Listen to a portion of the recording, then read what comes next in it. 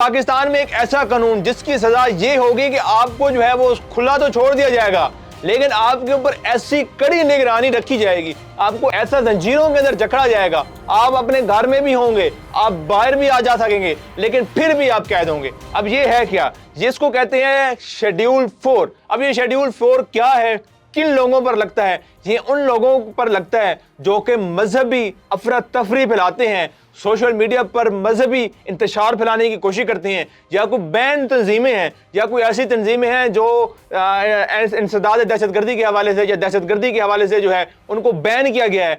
ऐसे लोगों का अगर इन ऐसी बैंड ऑर्गेनाइजेशन के अंदर उठना बैठना होगा, अगर वो सोशल मीडिया पर कोई ऐसी पोस्ट कर रहे होंगे जिससे ये जाहिर हो रहा होगा कि ये लोग जो है ये मजहबी इंतशार फैला रहे हैं, लॉ एंड इन्फोर्समेंट जो इदारे हैं वो हरकत में आते हैं, और वो हरकत में आने के बाद जो है उस शख्स की पूरी डिटेल निकालते हैं। पूरी डिटेल निकालने के बाद जो है उसको फिर शेड्यूल 4 के अंदर जो है डाल दिया जाता है। शेड्यूल 4 के अंदर जाने के बाद अब क्या होता है, शेड्यूल 4 के अंदर जैसे ही उसका नाम डाल दिया जाएगा तो उसके ऊपर एक कड़ी निगरानी जो है वो मुख्तस कर दी जाएगी। अब कड़ी निगरानी के अंदर क्या होगा, उसको रोजाना अपने मुतलका थाने में जाना पड़ेगा, वहां जाकर जो है हाजिरी लगवानी पड़ेगी अंगूठे के जरिए, या वहां जाकर सिग्नेचर करने पड़ेंगे और बताना पड़ेगा कि मैं कहीं नहीं जा रहा, मैं यहीं पर हूं। अगर खुदा ना खास को शहर से बाहर जाना भी पड़ता है किसी मजबूरी की वजह से, वो पहले अपने थाने में इतला देगा कि मैं फलां शहर में जा रहा हूं। अब जिस शहर पर उसने जाना होगा वो थाना जो है उस शहर का, उस करीबी जो भी थाना होगा वहां पर इतला देगा कि हमारा फलां शख्स आपके थाने में आ रहा है। वो 1 दिन रहेगा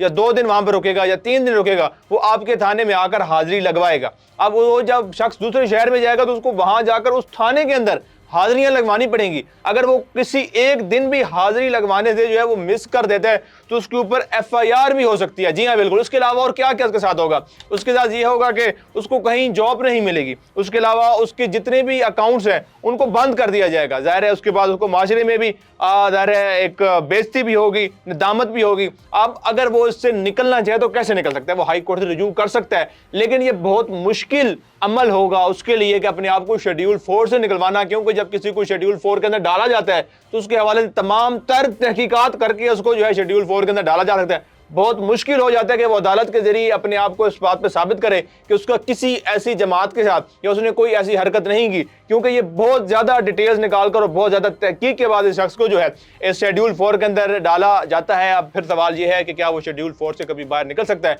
जी हाँ, बिल्कुल। तकरीबन 10 से 15 साल तक उसको साबित करना पड़ता है कि मैं अब अच्छा बच्चा बन चुका हुआ हूं, मैं अब एक अच्छा इंसान हूं, मैं मजहबी इंतजार नहीं फैलाऊंगा, मैं किसी किस्म का कोई इंतजार मुल्क के अंदर नहीं फैलाऊंगा। 10 से 15 साल अच्छा बच्चा बनकर रहने के बाद जो है वो अपने आप को जो है शेड्यूल 4 के इस तमाम तर बड़ी कैद से जो है वो छुटकारा हासिल कर सकता है।